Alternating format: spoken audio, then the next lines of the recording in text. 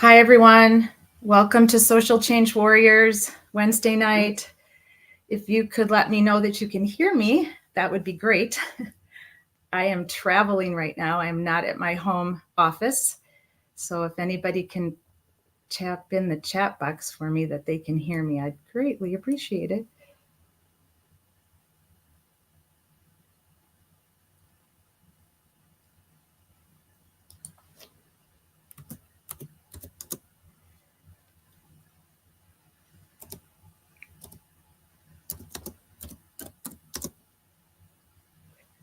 Thank you, Marie Kennedy. Appreciate that a lot. Thank you so much. Hi, Ernie. Thanks for being here tonight. Hi, everyone. Greetings. Again, welcome to Social Change Warriors. Well, it's been quite a day. This was our regularly scheduled live stream tonight. Hi, Sarah. Welcome, Sarah. For our new series that's going to be on Wednesdays at 9 o'clock Eastern called the Angry Bitch Club. And this is part of our social change series, one of two. The Thursday night live stream will be Calling Out Corruption, where we'll be looking at cases involving police and government corruption. And you'll all be helping me look for those in your local neighborhoods. So today kind of hit me for a loop. So I'm going to be honest with you. I've literally got off a plane at 8 a.m. this morning. I took a red eye last night. Early morning. I consider red eye because I don't like the mornings. So I've literally been awake for over 24 hours, and I was just getting settled in here in my hometown of Madison, Wisconsin, visiting my sister and my mother when I found out about the arrest. So I'm just taking a minute to let I know a few of my friends are coming in tonight, and we'll give them a minute before we actually officially start. But welcome to all of you that are here for the beginning. So this information we're going to talk about tonight is definitely triggering for a lot of individuals, especially any woman who has experienced domestic violence at the hands of their partner. So just want to make sure you're all taking care tonight, and that if you need anything after we end out the live, reach out to friends, family. Some of you have my personal info. I'm happy to have you reach out to me. So good.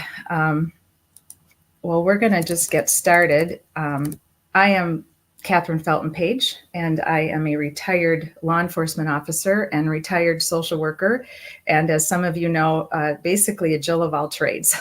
I have done a lot of jobs in my life. I've been fortunate to have some really amazing careers, meet some wonderful people, and I hope that I was able to do some good during my working years. I decided to go back to school and get a master's in social work in my mid-50s because I wanted to be able to use that to do volunteer work to live out my life. I'm not allowed to work anymore full-time. I have a rough injury to my neck and shoulders, which prohibits me from doing anything full-time or even part-time anymore. So I was trying to figure out, what am I going to do with myself? Being retired this young doesn't always feel the best, and it gets lonely at times. So I thought, well, let me just throw myself into school, and I'll go back to college and work on a master's in social work. And I was fortunate enough to go to USC in LA and live there for a year and do some online work for a totality of 3.5 years. So I have a master's in community social work with a certificate of experience in domestic violence, and also homelessness. So those are my areas of expertise in the last 7 years. I graduated from USC in 2017. So the last 5 years, I've been working on Social Change Warriors, and some wonderful volunteers, friends of mine and colleagues of mine, have helped me put together some great articles that we've written on social change and social justice. We've highlighted social workers in our communities. We have hopefully educated people on homelessness, domestic violence, veterans, racism, women empowerment. We've really had a wonderful experience together these last 5 years, working very quietly under the logo of Social Change Warriors. So the past year, I was trying to kind of reinvent myself. What is it that I would like to do to live out my life? I'm 61 years old. I just made the boomer. And I really started thinking, how can I use law enforcement, journalism, and social work, all my degrees for good as a volunteer to live out my life. And I started thinking about doing some more pre-recorded videos on injustices in our communities and focusing on women one night and then focusing on anybody, women, men, children, everyone on Thursday nights. More focus on Thursday nights with ending corruption in police departments and government, because those are very honorable jobs. And we count on law enforcement. We count on our government workers to be exemplary people. And when they're not, we can't just sit back and say, oh, well, there's another cop that, made up evidence, or there's another cop that hid evidence, or there's another select council member who's lying or embezzling. I mean, we can do that, but as a community, we can reach out and try to make a difference and use our voices for good. And now that we have social media, we can use that for good. Some people do not, which is a shame, but those of us that really want to stand for justice, stand for victims, stand for people that are being treated poorly in their neighborhoods or at their workplaces, we can do that, and we can use social media for good.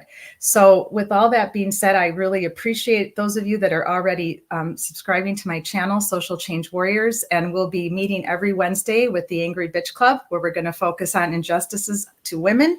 We're also going to talk about dating, and we're going to talk about how hard it is to be a single woman in this day and age and how dangerous it can be. We're going to talk about domestic violence. We're going to talk about women who are homeless. We're going to talk about some other topics that just focusing on women empowerment and what we can do to empower each other. Thursday nights, we're going to focus on calling out corruption in our neighborhoods. So thank you very much for being here tonight. And thank you to anyone that will watch this on the replay later. I really appreciate it. Sarah and my wonderful Ernie Birdie and Sarah in the chat, they are going to be giving you my social media information. You can reach out to me there anytime. My DMs are open and I have no problem being contacted. So thank you. I will weed out the trolls. I've already been trolled a lot since I started following the Karen Read case. So I've gotten used to it. So today, I'm going to recap what we're going to talk about, and then I'm going to start looking for questions in the chat and highlighting some of your comments up on screen.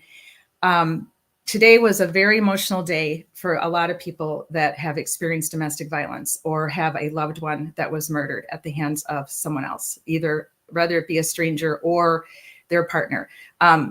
What's really shocking, and most people do not realize this, is that women who are pregnant are at high risk for being murdered by their partners.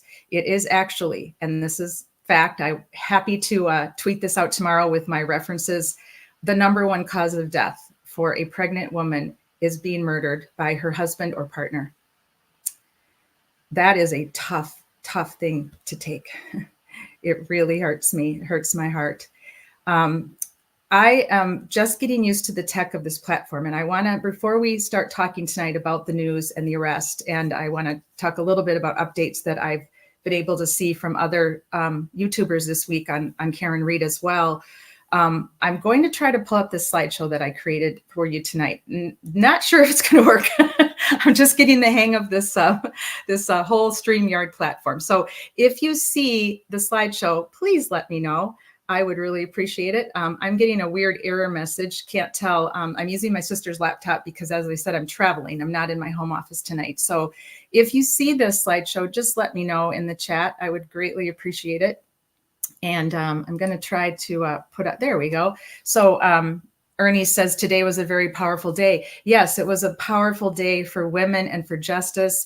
Heartbreaking day as well to just be reminded of the evil that is in the world.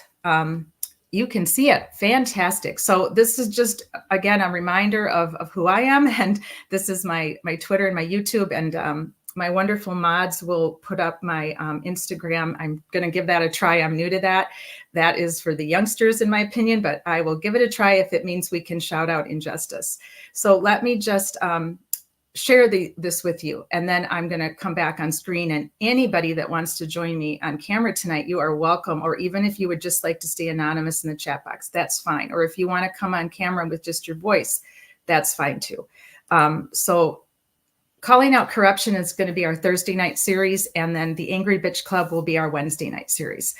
And I really appreciate your support. I'm a volunteer. I have no desire to monetize. I just want to do good works while I'm still here on this planet Earth.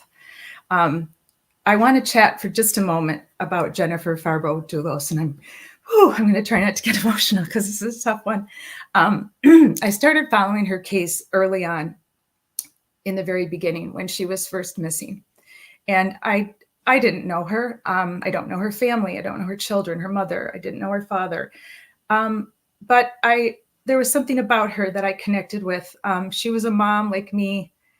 She had gone to college and put herself through school, and she was an amazing person. She had a lot of love and kindness, and all of the different media outlets that reported about her when they followed her case, and all of her friends, and just a lovely person who deserved to still be here and raising her children. And because of domestic violence, because of her former husband, she's not here anymore. He decided that he didn't have any use for her, and he planned and orchestrated her murder, and they have never found her. So this one really hurts me because her family cannot mourn her and properly. So I will be covering some background about Jennifer because I want to keep her memory alive, because she inspired me to start Social Change Warriors. It was a case that I was following and became very passionate about. And it was when I realized that I have a voice and I have skills, and you may not like them, but I feel like some people will. And so I'm not for everybody, right? We're all not for everybody, but I just, I want to honor her, and I want to tell her family, if they ever happen to watch my live stream about this, that I will be doing more about her life and talking about what happened to her. And if you were following the Michelle Troconis trial, she was charged with aiding and abetting and multiple other charges that we're going to get into, and she was found guilty. So she is in prison. But unfortunately, her husband, Folos Doulos, was a coward, and he unlived himself in the garage of his home. And he did not tell anyone where Jennifer is. So I just wanted to pay tribute to her and have you think of her and remember that not all of us are safe. We never know when we're going to be with someone who is supposed to love us and care for us, and they turn on us.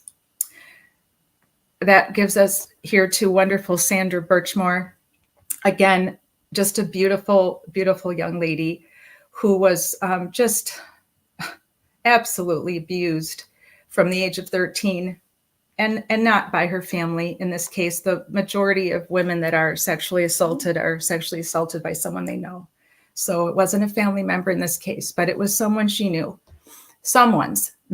Several. We don't know for sure how many, so I'm not going to call out any names tonight because I'm not going to give them that time. We'll get to that more tomorrow night on Calling Out Corruption. We will name them tomorrow night. But tonight is just about these lovely ladies who are no longer with us. And she was groomed from the age of 13 for sexual activity with grown adults who should have obviously known better and who had obviously zero conscience. So today, one of them was indicted. And I know there was a collective shout that I think could be heard around the country from everybody that followed her case. And she has an angel. I'm not going to give out her name without her permission, but she does have an angel who has been her voice when everyone else accepted that Sandra unlived herself, which she did not. And most of us that followed her case from the beginning, like I did, and I've spent time on social media trying to get attention for her, not as much time as this angel that she has who didn't know her, who isn't her family, but felt that enough is enough. I'm not going to stand for this. I don't believe that this young lady who was about to have a baby, her first child, would unlive herself. And she's been fighting and having standouts in Stoughton and the surrounding area. And hopefully I have spent some time chatting with her. And I hope that she will be a guest here with us possibly next week. She's been very busy and she's been on a lot of other streamer shows, which is great because she and Sandra deserve to have attention brought to them. So we will be talking more about this case tomorrow night and about what happened to Sandra, and hopefully what will be the end result, which will be jail time forever for all of these. I even don't want to name them as men. They're monsters. Okay, I'm just going to say it like it is. Anybody who tries to have sex with a child is a freaking monster. And I know YouTube doesn't want me to swear, so I'm not going to say the F word, but you know what I'm talking about. So we will talk more about Sandra's case tomorrow night, and I will look forward to sharing what I know with you. Sonia Massey. Again, these are very tough for me because I was a police officer and I took my job seriously. And it meant the world to me to be sworn in as an officer. My children were there, my family was there. And I took my job seriously and I treated people with dignity and kindness, as most officers do. And I still do believe, and I know there's a lot of you that are cynical out there and you don't believe that police are good anymore and that they're all bad, but they're not. Trust me, I still know a lot of law enforcement officers. There are good ones out there. Please keep that in mind. Are there bad ones? Absolutely. Do they need to go to jail if they've injured or killed someone? Yes. Do they need to be fired if they've done other nefarious, nasty activities? Absolutely. I would never stand for them, but I will stand for all the good law enforcement officers that are still out there. And I appreciate you. I know you risk your life every day to keep us safe. But this person right here, he did not do that. Okay. He made a terrible, terrible mistake. I don't know. I haven't been able to really look into this case as much as I would like to, but we will be talking about Sonia Massey for the next couple of weeks during Thursday nights. And we will let you get to know her. And from what I've read, the family's been very private, but it sounds like she was a wonderful person, like most of us are. Most of us are good, kind, wonderful people, and we deserve to be here. We deserve to stay on this planet Earth for as long as God intends. And nobody has the right to take our life. Not a single solitary person has the right to hurt you, to punch you, to call you names, to do anything to you, and especially in the line of duty with the uniform on. His job was to protect her that night, not to shoot her. So we will discuss her as well tomorrow night and probably the following week. But I do have a guest tomorrow night. So the first half an hour, and I will talk about that at the end. The first 30 minutes, 40 minutes will be dedicated to my guest, Anne Marie Grant, and her brother. And I'll tell you more about that before we close out tonight. And finally, Ellen Greenberg. Again, domestic violence, staged to look like a suicide. I don't know who in the heck these guys think they are, but they're getting away with it. And that should make you so mad. It should make you want to do more standouts, raise your voice, write op-eds into the paper like we used to do in the old days. Because when I was growing up, there was no social media. So I think that you have to not stand for this anymore. And we're just talking about 4 women tonight. When we get around to this next Wednesday, I'm going to share a lot more cases with you of domestic violence murder that it's going to make your hair curl, because it's just can't be, we can't stand for it anymore. We have to do more for people, for women that are, and men. There is domestic violence. Now we are finally researching this as social workers and as psychiatrists and psychologists. They're finally giving us numbers as to what we're dealing with man on man and woman on woman domestic violence. It's not my field. I studied man on woman, but I will look into it. I have several colleagues who are more versed in the lesbian and gay man on man, woman on woman domestic violence. And it is happening, but not even close to the numbers that we're dealing with men on woman domestic violence. It is still the number one cause of death for women is murder by their husband or partner. Ellen was stabbed 20 times. It's hard for me to say that, to even imagine the fear and the anguish and the pain that she went through 20 times. And her poor parents had to go and say goodbye to her at the morgue and witness the devastation that was done to her body. This can't stand. This was ruled a homicide and then reversed several days. And again, we'll get into this with more detail and more facts Tonight is just an overview and a venting session that we're going to get to here in a few minutes because I want to hear you. Ellen Greenberg was murdered. I will call every sergeant, every lieutenant, every captain, my ex-chief of police, and they will agree with me. There is no way in H-double hell that this woman killed herself, unlived herself. I will rephrase that for YouTube. You cannot stab yourself 20 times. No, absolutely not. And this cannot stand. And thankfully, her parents have never dropped the ball. They have fought, and she has a lot of family, a lot of friends fighting for her. She was a school teacher. She thought she was about to marry the love of her life and get married and start a family. And I do believe, and this is my opinion, I will state everything that I say on here, everything that my guests say on here, everything that you say in the chat box. These are our opinions until someone is found guilty by a court of law, by a jury, or in some cases, if it's civil, a judge. They are innocent because this is America. And it was one of the big things that you all have seen me typing on Twitter and in my chat boxes, the different YouTubers that I've been on, and I'll give them all a shout out in a minute because I really appreciate them.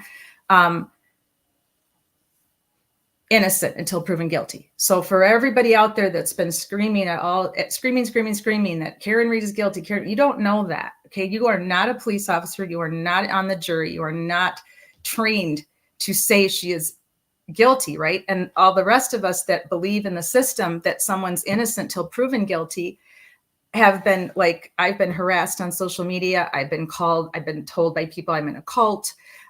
It's utter nonsense. Okay. I'm allowed my opinion. My opinion is Karen Read didn't hit John O'Keefe with her car. End of discussion, period. There's no physical, scientific way that happened. And we're going to chat about that tomorrow night as well, because Karen Read is against injustice right now. And she's against all kinds of nasty stuff going on in the town of Canton, Massachusetts. So Ellen Greenberg, we will be talking about her as well, because her parents are fighting for her. They also hired an independent medical examiner, just like Sandra Birchmore's family did. These parents and families and friends are not going to stand for this anymore. So all of you out there, I'm putting you on call out right now, because this is 2024. And if you are a domestic violence perpetrator and you think that women that you're married to are beneath you, we're done with that. We're gonna call you out every chance we get, and we are going to blast out numbers for the domestic violence hotline. We are going to make sure women have more shelters where they can go and where they can be protected and anonymous. And my fellow social workers are working on it every day. We know that there is a lack of domestic violence shelters. We know that the laws right now do not protect women and their children. Many women leave their husbands, they take the children, and then the judge returns the children to the husband because they say he's never hurt the kids. So obviously, according to our justice system, it's okay for a man to beat his wife to a pulp in front of the children. As long as he doesn't touch the children, it's okay. He can still be a parent. Well, that's not right. That can't stand anymore either. So we have to, as political social workers, and there's many of us out there now, we have to work on laws. We have to work on these laws to protect women who are victims of domestic violence. That's why they go back. These women do not want to leave their children in the hands of an abuser. They don't know when that person might turn on their kids. They're terrified. So they make many attempts to leave their abusers, but they go back. And many of the women that are murdered have gone back several times. And had they had a better law to protect them, they wouldn't have had to go back. Am I saying that these men can never see their kids? I'm not saying that. No longer am I a licensed social worker. No longer, I'm not a judge. I'm not a lawyer, but you better have supervision for your children if they're going to be with someone who punches and kicks and hurts and strangles their mother, right? That's not rocket science, is it? So that is what I wanted to start out with tonight. I wanted to honor these beautiful, brilliant ladies, Ellen Greenberg, Sonia Massey, Sandra Birchmore, Jennifer Farber-Dulos. Say their name. Say anyone's name that you know that has been a victim of domestic violence or that has been murdered. And we will be bringing up more women on our platform who are survivors to testify. I was fortunate enough to meet and become friends with a survivor of domestic violence. She survived a strangulation at the hands of her boyfriend. And sorry for the doggy in the back, that's my sister's.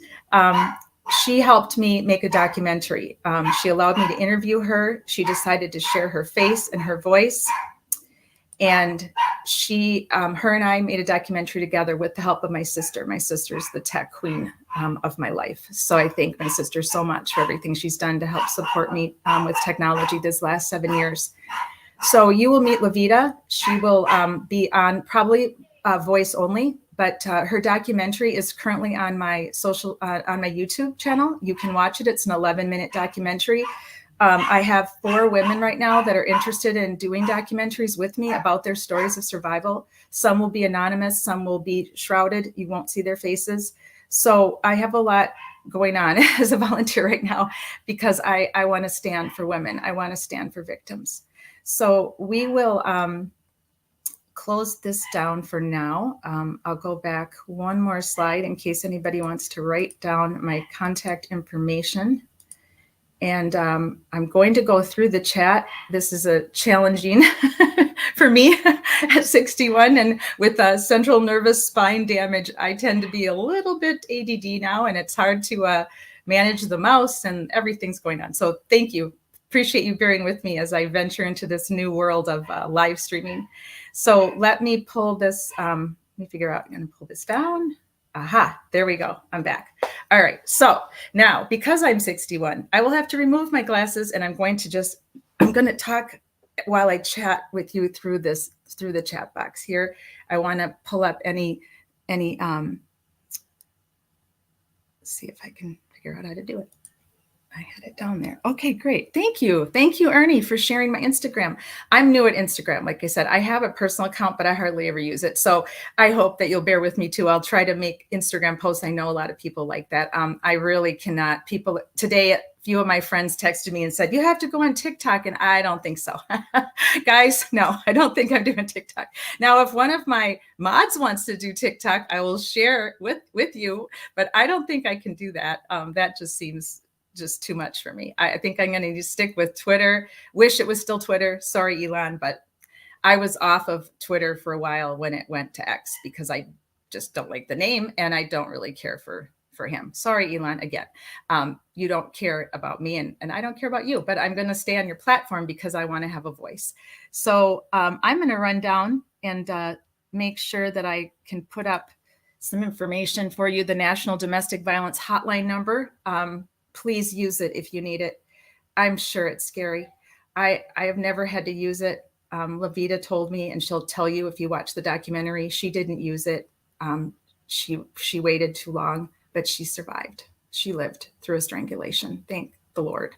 But a lot of women do not, and they don't use the number. They're afraid. And another thing to remember is that when it reaches that kind of level of violence, it's usually been long in the grooming. Most domestic violence abusers start out with name calling, putting you down, removing you from your family, removing you from your friends, taking over the bank accounts, taking over contacts at the kids' school, telling you that you'll never meet anyone else, you'll be alone, telling you they'll take the kids from you, that you will not have custody of the kids because you don't have any money. A lot of women who are domestic violence victims were made to quit their jobs. It's a really horrible, horrible web that goes on for many years. And so we're gonna honor the victims and the survivors. Some Wednesday nights, ladies, we need to go light because this is very heavy. And compassion fatigue is real. And I can talk a little bit about that next Wednesday, what the symptoms of compassion fatigue are. I've had them. I think I had them when I was a police officer for a while because I have an empathetic personality. So I didn't come from a military background. I was doing fundraising for the University of Wisconsin football team and working at the ticket office when I decided that I would give it a try for police work. So I thought about it many years when I was younger, when I was a crossing guard. But I never actually thought I would make it or I could do it. Not many women were in police work when I got started. It was still a very small percentage compared to men. so much better now. Women are so much more represented in firefighters and EMS and police and other traditional male role jobs. So I'm grateful for that. But for me, it was a long shot, but I did get hired. And I know that I experienced compassion fatigue. I was always meant to probably be a social worker first and a police officer second. So that was tough at times, and I took some harassment for that. I'm not going to lie, and I will never name names, but you know who you are if you ever watch this. You probably won't because you don't like me, but I was called the social worker cop, the cheerleader cop. Oh, they had all kinds of names for me, and they think I don't know, but I knew. I'm not stupid, so I know all the names they were calling me behind my back. I was just too cheery and too friendly for a lot of the gentlemen that I worked with, but that's okay because I was me. I was going to be me. And I tried to always put my best foot forward. If I did have to arrest someone, I treated them with kindness, decency, respect, because most people that get arrested, it's a one and done. It was a bad night, a bad day, stupid mistakes. Alcohol leads to stupid mistakes. Tempers lead to stupid mistakes. Being off your medication leads to stupid mistakes. And all of this can lead to you being in a situation where you're going to be arrested. So to those law enforcement officers out there, if any of you ever watch this video, I hope you'll take heed that everybody deserves respect, regardless of what the situation is.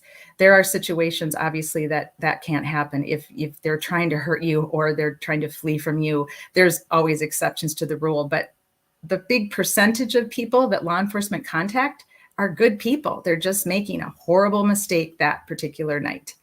And I just wanted to share that with you because being a police officer and a social worker wasn't always easy. And compassion fatigue is definitely something I've experienced. So please keep an eye open for that. So some of the Wednesdays, we're going to move away from the domestic violence and the murder cases that we'll be covering. And we're just going to talk about what it's like to be single at this age of my life and what it's like to be single at whatever age you're at. And if you're not single, please join us because we'd love to hear about how happy you are, because I have a hard time believing that is possible anymore. So there will be some nights where we're going to talk about what it's like to date at my age and for my age group of friends that are single, divorced, widowed, and how hard it is, and some of the dangers that are out there, because there are dangers with dating at this age. And I've experienced some of them. So I want to share them with you. And we'll get into that coming up soon on one of our Wednesday night sessions. Let's keep going down the chat box here and see who else would like to say anything. Does anybody want to make a stab at coming up on the platform? I think I can do it. So if you do, type in the chat box and I will bring you up on camera. I'm trying to highlight some of you've had some really great chats, those of you that are with me tonight in the chat box. So I wanted to bring up what you're talking about. And I will read the entire chat tonight before this live stream closes off. So I will respond next Wednesday to whatever you want to ask me or whatever you wanted me to know. I will respond to that next Wednesday, and I'll always do that. So the following week, you'll always get it. Now, if this is immediate and someone's in danger, then I need you to call 911 or call the National Domestic Violence Hotline. Or if it's not immediate, but you really want to chat with me, absolutely, you can send me a DM on any of the platforms that I'm on, and I will get back to you within 24 hours for sure.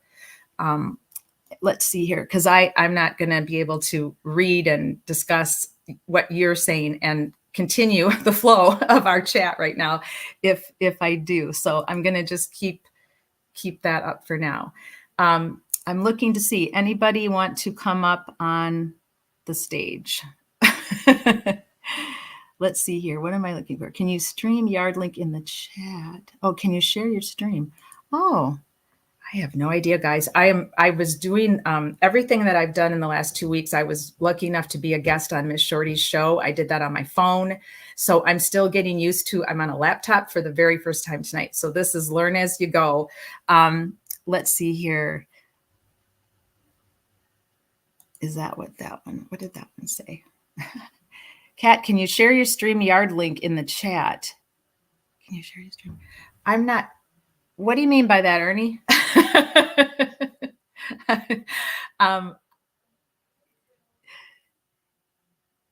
Let's see here. Oh, if you know how to send me the link. I do. Wonderful. So I will invite you. So how I have to invite you is by email. So let me think here a minute. You have the way to send me your email that's private, and I will quickly go to my phone. So if you want to do that, I will absolutely bring you up on the platform, and I will go to my private iPhone here and look for that spot where I know I can see it, because I do not want to share your email with the entire crowd. So we're going to give Ernie a minute to send me her email.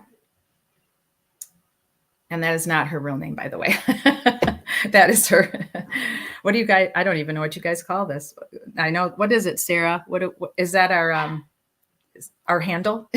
Is that what it's called? I think it's called our handle. So while I'm waiting for Ernie to send me that, I want to just take a minute to do a shout out. So in all of this drama and stress from the past 6 months of these different court cases I've been following, and I've been following court cases for years because true crime has always intrigued me, because I want to see justice. I want to see the right person go to jail. I want to see the person exonerated who should have never been in jail. So I've always followed true crime. I read true crime a lot. Like my friends make fun of me that, what crime novel are you reading now? Are you ever not reading a crime novel? Pretty much no. I have one going all the time. But the last 3 weeks of trying to figure out how to jump in and start doing live streams, I have not read a page of my current crime novel. So I really need to, while I'm here visiting my family, before I head back to Florida, I'm definitely going to have to get on, read my book. All right, Ernie, do I have your email? I'm going here. Let's see here. See if I have it. Let's see. Love it. So happy to make a live. Oh my gosh. Thank you so much. Kiska, what a beautiful name. Thank you for saying that. I really appreciate it. And I appreciate it if you've watched me on the replay. That's just so awesome. I just appreciate all of you. Anyone that wants to stand for justice, stand for women, men, anyone that's currently hasn't, a disservice happening to them, even if it isn't involving murder or crime, just a disservice. Maybe they were fired and they shouldn't have been, and they have no help, no support. They can't afford an attorney. I can speak to that because after I was injured in the line of duty, I went back to work. Well, I was off duty on a light duty for a while. And then I had to go through physical therapy, and then they decided I needed a surgery to my C5-6. So I had to have surgery. Then there was this big decision. Can I go back into law enforcement, or do I have to transfer to another job within the university system? I really loved my job. I was working on a project. I started the Neighborhood Watch program called for the UW Badgers. So I was in the middle of creating a Neighborhood Watch program, and I just didn't want to stop. And I was also doing a program for alcoholism for teenagers that I called Tough Choices. So I liked my job, and I liked the patrol work, but not as much as I liked the community work involved. So I decided to do a retraining program. It was called a work hardening program. And I had to do that in order to qualify to go back in the line of duty. So that took an extra 6 months to 7 months. And then I went back on duty for quite a few years. I believe it was 3 or 4. And then everything went haywire for me. I was experiencing really horrible symptoms of central nervous system damage. Really bad tremors, which it's not good to have if you're carrying a gun. And I had to go back into physical therapy, back on light duty. It was a process, guys. So I totally understand what that is like. I wasn't let go, without honor, of course. But unfortunately, the people that were in charge decided that because I came back to work, that I was no longer eligible for duty disability. So that, of course, was not true.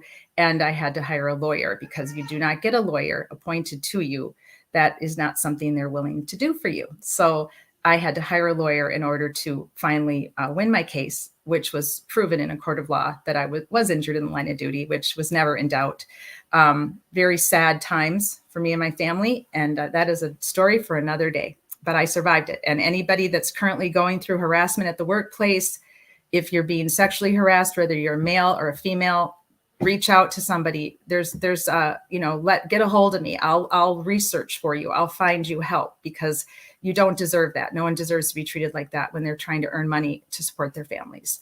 So, Ernie, let's see, okay, check my email. Okay, hang on, Ernie, I'm checking.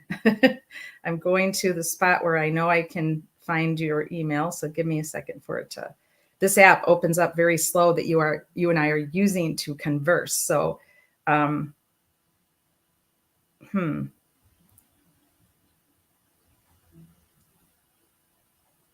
Oh, you texted me the email. Thank you, Sarah.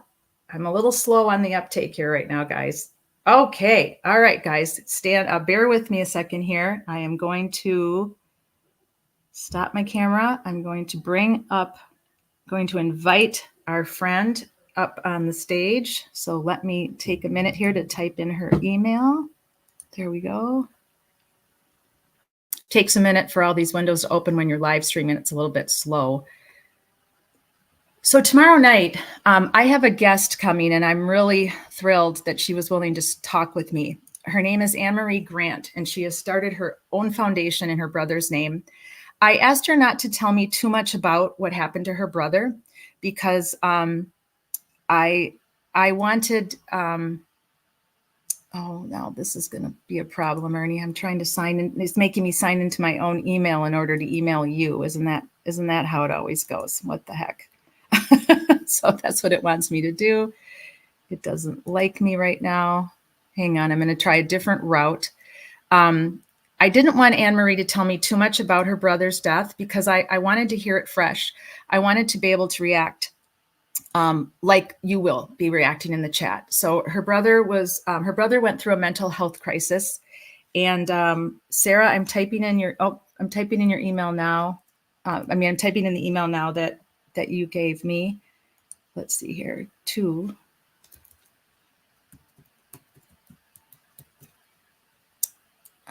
let's see here.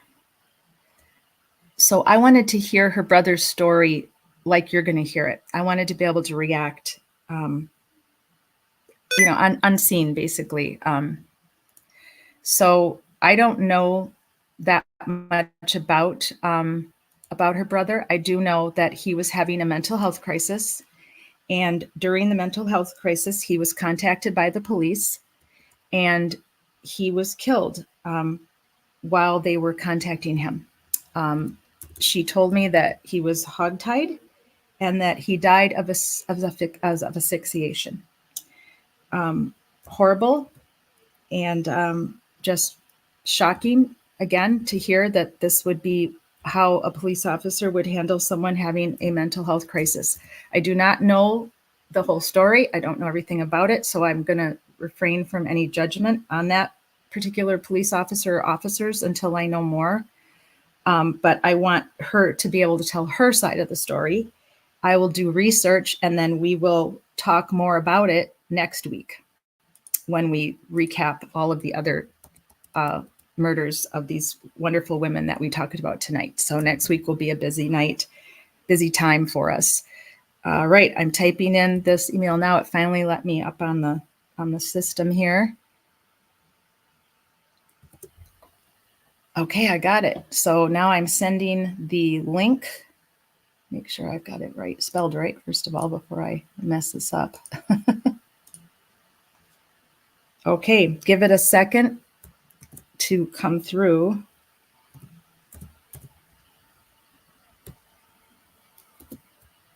I'll be right with you guys. I'll be coming right back up on screen. I'm just going to take a little quick drink of water.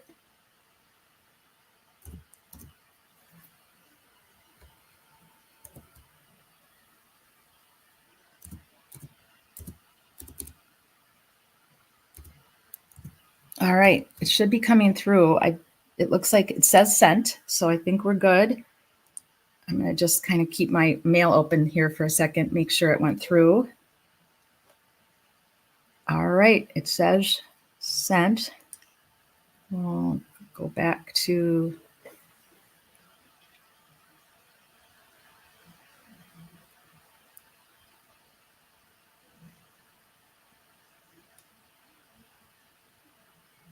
And Ernie, we're going to figure out how to get you up here as well. As I learn this and practice more on this system, I'll be able to figure out how else I can invite you. I don't, I'm just going to let you know while I'm waiting for Sarah that in the invite button, when I choose that, it does let me messenger you the link. So eventually you and I will let's plan on having you on screen next. How about tomorrow night? If you're going to make it, let's have you up tomorrow night at the beginning. That would be great because I can get a social from you. It looks like I can messenger you, email you, or Gmail you. Those are the options. Guests can stream to their own destinations. That I'm not sure how to work. So I will definitely wait till tomorrow night to try that because I don't want to cut us off. All right, there's Sarah. So Sarah, I'm going to add Sarah to the stage. Welcome, Sarah. Hello, can everybody hear me? Yes, I can hear you. Let's make sure that everybody can hear you in the chat. Subscribers, friends, can you hear Social Change Warriors? Can you hear Sarah? Absolutely. Ernie's giving us hearts, so we know that we're good. Sarah, thank you so much. I'm so happy to have you. Oh my gosh, hello. How's everybody doing? Well, thank you for everything. And tell us where you're calling in from tonight. Yes, so I am from Pawtucket, Rhode Island. I will semi-dox myself because I just don't care if people want to try to come find me. So that is near Providence, Rhode Island.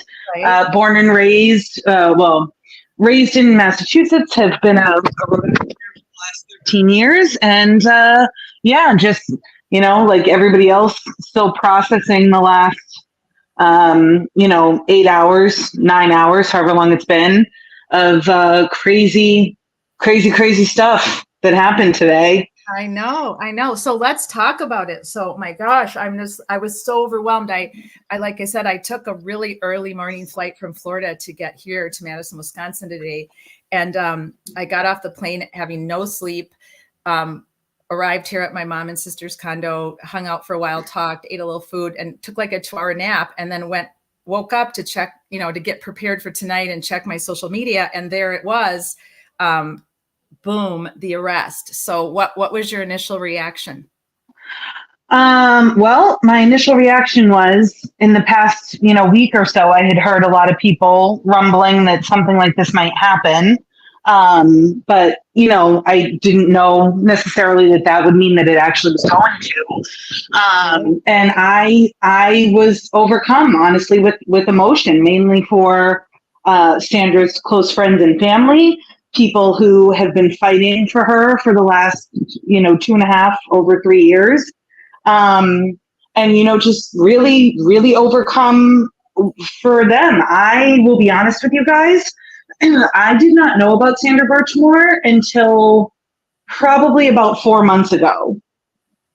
I don't think a lot of people knew about Sandra Birchmore. I know her angel has been fighting to put her in the media and get media attention for her. Until the Karen Read trial, I don't think anyone knew what happened to Sandra. Her death was ruled a suicide and unliving, as we are supposed to say now. And I still don't know why that is. So we're going to talk about that on one of our Angry Bitch Club nights. Keep going, Sarah. Yeah, no, I mean, that's most of it, right? Like so I came into the Karen Read case late, and that's how I knew or found out about Sandra Birchmore. So, I don't want to take away from Sandra, but for me, the two are very closely tied. I had a friend who was a very, very, very free Karen Read, and I didn't know a lot about it. He told me a lot about it, and then it's a long story that we can get into at some point. Doesn't need to take over tonight, but he passed away at the end of May after a very long illness. And so, I kind of continued in his memory, learning more about the case, and then found out about Sandra and just was horrified with everything that I was reading. It was just awful. I know.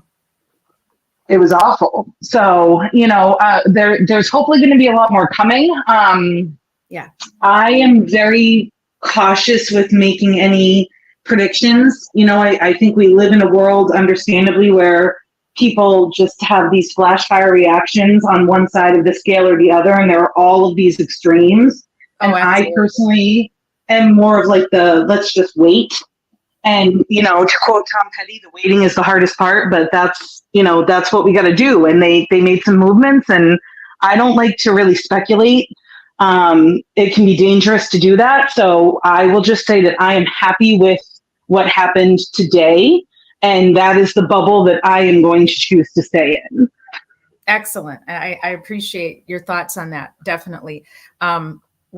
If for those of you that watch us on replay and everybody that's in the chat, I think most of you were following the Karen Read trial the last several months. And there has been so much with that trial.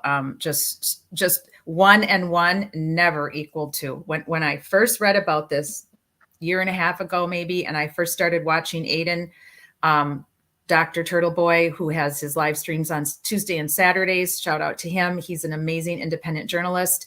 I didn't know that much about Karen Read either. When it originally hit the news, I was like, uh-oh, another drunken driving death, another tragedy because of drinking. And part of my expertise when I was law enforcement was alcohol awareness for teenagers and the dangers of what it means to drink at such a young age and how many deaths are occurring because of alcoholic coma and drunk driving actions. Of course, Mothers Against Drunk Driving has done amazing work since, I believe, the 70s, possibly the 80s. When I saw this online at first in the news, I was like, oh no, another tragedy. They're out partying, they're all drinking. This woman, I didn't know who she was. This woman, Karen Read, ran over her boyfriend. And, there's a lot of cases like this, a lot more than you would ever imagine, because they never make the mainstream media, where everybody's out drinking, partying, and somebody runs over somebody in the back, in the driveway, or while somebody's getting out of a car, they accelerate. I actually knew someone who tried to get out of a car before the car stopped because she was mad and she was arguing with her boyfriend. And she chose to open that door before he was fully stopped. And the car wasn't even going that fast, but she hit her head on the ground and suffered a head injury, and she passed away. It was a lovely, lovely person that I was the cheerleading coach for many years. So all kinds of crazy things happen when you drink and drive, or just when you argue and drive. A lot of accidents happen with arguments, road rage, right? So when I read this, Sarah, I was just like, okay, well, I guess she's gonna have to, go maybe take a plea, manslaughter. I wasn't following it very closely. And then I noticed it again. And then I started watching Dr. Turtleboy, Aiden's show. And I'm like, wow, he's onto something here. None of this makes any sense to me. And I called out to a couple of my fellow former law enforcement friends, and they were all in agreement that, wait a minute, those injuries are not consistent with being hit by a car. Most law enforcement officers have been to more than one car accident in their career. They can tell you what injuries look like from man on car, woman on car. It's never pretty, no matter what the speed. So I was really, that was it. I was hooked. I was watching his show on Tuesdays and Saturdays. Then I started following the trial. And of course, the trial, I have referred to it in many chat boxes, and I'll give the little shout out to the Glare, Mazza Media, LTL Media, the Young Jerks. I've also watched the lawyers that have been YouTubing this case, and in all those chats, because I'm retired, you guys, right? So I get to do this. I don't have to go to work every day, except for things I want to do like this and other things I'm involved with in my community. I got extremely hooked, and I'm not embarrassed to say it, on the Karen Read trial, because I was baffled that this was even happening, that they charged her in the first place. I was baffled by the evidence.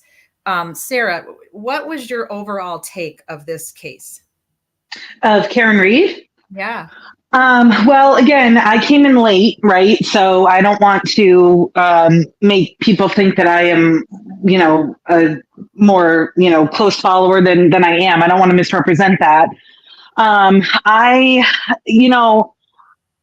The more that I looked into it, I didn't have an issue necessarily with the corruption piece of it, because unfortunately that happens.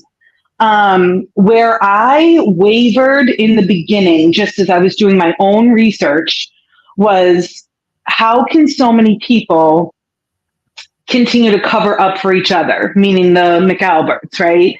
And I very quickly got over that as I continued to do more research. But in the beginning, I will own it. I was somebody who, wasn't screaming from the rooftops for her to be put in silver bracelets. But I had a hard time wrapping my head around how do so many people cover up for each other and nobody slips, right? But then the more that you hear about and the videos that you watch, watching from the waterfall, seeing that aggression of people toward John, not Karen and John, but Higgins and John and other people, right? Yes. And then just hearing all of this testimony that just did not make any sense. The 227 Google searches, anything with poor Trooper Paul, who I like to call Snow White because he talks to trees and shit. Sorry, Kat. And stuff tells him things, and his math class let him, be able to reconstruct a crime scene. But it started to get too ridiculous to be anything other than they are coming for her and coming for her hard. I think that they expected her to plead out. And then when she didn't, somebody was left scrambling, holding the bag going, well, now what do we do? Because she's not going to plead on this, and we got to figure something out. We got to figure it out fast. So, for me, that's really where it all just completely fell apart. And, just waiting for the FBI at this point, because I don't have any faith that the DA is going to do the right thing. I don't have any faith that Morrissey is going to do the right thing. If it's forced, if he's forced to drop the charges, that is different than him choosing to. And the only way that I don't see a second trial happening is if he is forced to drop it. So that is, where my head is at this point.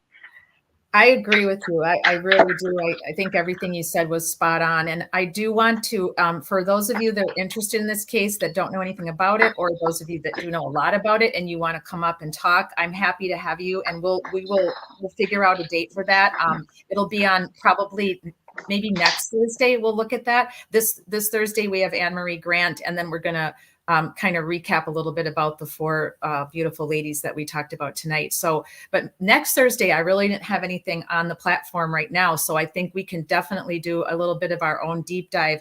I mean, it's been deep dived to nauseam. Sorry, but it has. And that's sad, because the bottom line is Officer John O'Keefe is dead. He's not with us anymore. He lost his life. He does not get to be here and experience life anymore. And why he's dead needs to come out into the light, because anybody that's followed this case does not believe that Karen Read killed him with her car, whether it was purposeful or accidental. It wasn't, right. It didn't happen. It was, if you watch the trial, the science, the physics will convince you. So if you're still on the fence, just go watch the trial. That's all I can say. You don't have to believe me. Go watch the trial, and 85% of America agreed that she did not do this, and that there's a lot of crazy lying and cover up and corruption going on. So we will cover this case because it's deep in corruption.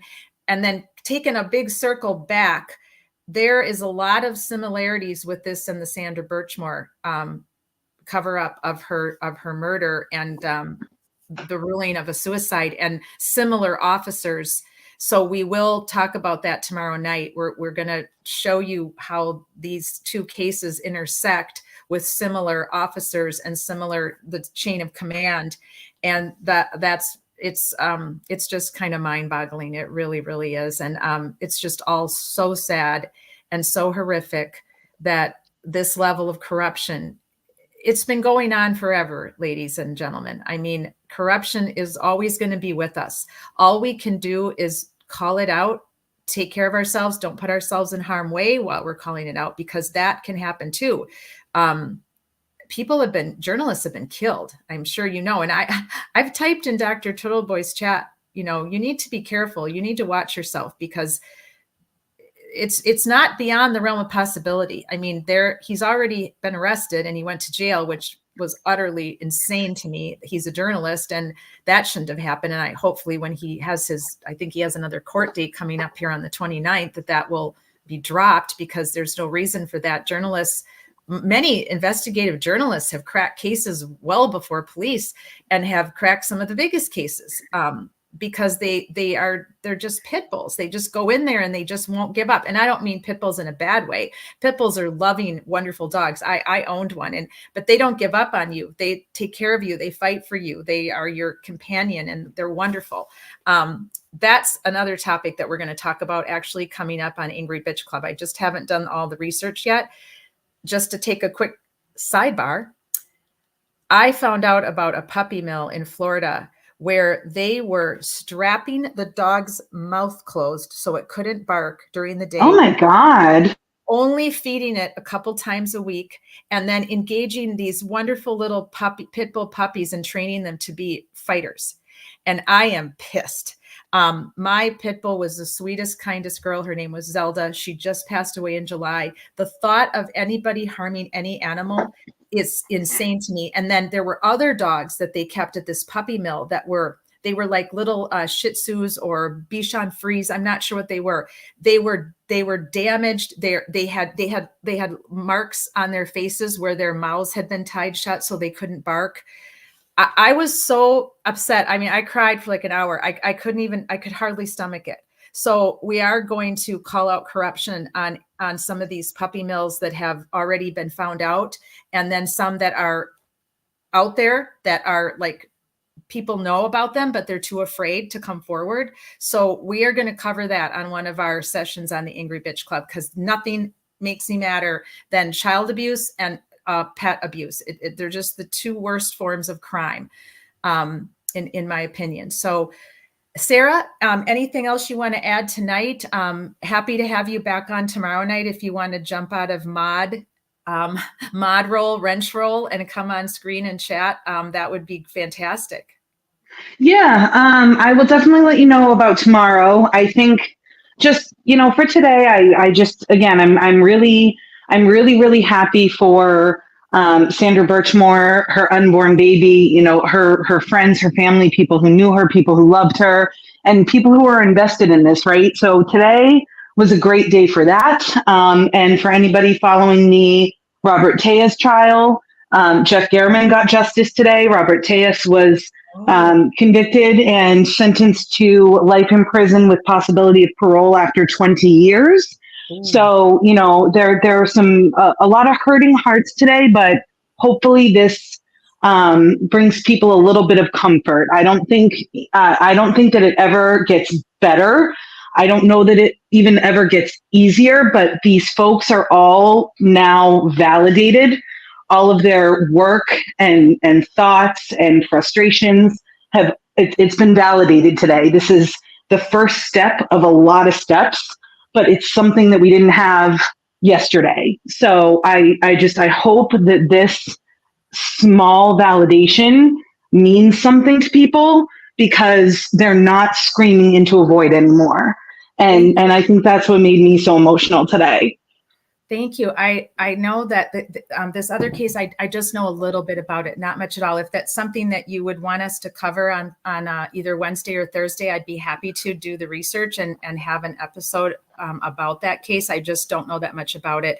But thank you for sharing that. I really appreciate it. I found out about a couple other cases that I'm going to bring up next week that were very disturbing to me. One of them, I don't want to get into all the names and all the details of it, because I don't want to take up all your time with that, but the judge made a comment when this person was being sentenced that really struck a chord with me. So I definitely want to talk about that with you all next Wednesday. Basically, this person was a Boy Scout leader, and not just a leader, but like the head of his entire council, I believe, and was just sentenced to 20 years in jail for soliciting sex from a minor on the computer. And they proved it. So, I did not follow that trial. I knew of this case. A friend of mine works in crimes against children, so I knew about this case, but not too much again. But I do want to mention it next Wednesday, because I'm a little perturbed.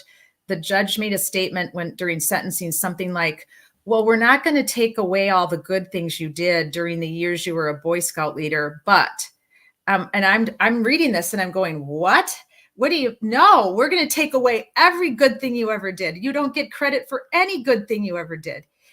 we don't even know if he actually did have sex. At least I don't know. I got to read about it. If there was sexual intercourse with any other minors other than this one particular girl he tried to groom, and then when he went to meet her, the undercover cops were there. So I know next to nothing about this case, so I'm not going to talk about something I don't know anything about, but I am willing to do the research on it because I'm just very upset with this. I don't know how you guys feel, and I'm going to look in the chat box, but no, I mean, you don't get to praise him for being a Boy Scout leader. Well, in the background, because she said something about, we won't take away what you did in the light, but you're going to be punished for what you did in the dark. No, he doesn't get credit for what he didn't do anything in the light. That was a mask. That was all fake so that he could do what he does in the dark. So no, 20 years is not enough. I know I think he gets 20 years probation, but still, we'll talk about that next Wednesday because I'm mad about that. I don't understand that comment by that judge at all. I don't know how the rest of you feel, but that's how I feel. I want to just end tonight with something sad but positive for law enforcement, because all these cases we're covering involve corruption. Ellen Greenberg involves corruption on the police and the level of the government, as far as we know. And I'll tell you more about that when I talk about her case. Sonia Massey, we know, involves a very, very bad decision by a police officer. Not sure what motivated that. There's been some speculation. We'll talk about that as well next week. Maybe even a little bit tomorrow night. We'll see how tomorrow night goes. Anne Marie is my priority tomorrow night, talking about her brother and her foundation. So we'll probably get to all of these next week.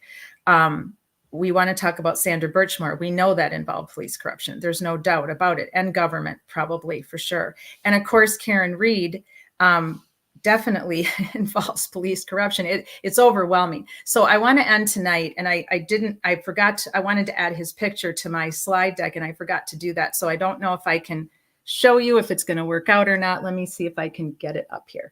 This is from social media today. This gentleman lost his life in the line of duty. He was protecting, he worked for the Georgia Bureau of Investigation, Child Exploitation and Computer Crimes Unit. And he was conducting a search, giving a search warrant out in Carroll County, and he was shot by the perpetrator, who then took his own life. So I just wanted to give a moment of silence for this very brave sheriff, and I will mention him again tomorrow. Sheriff Investigator Taylor Bristow. So come to his wounds on August 23rd, 2024. End of watch.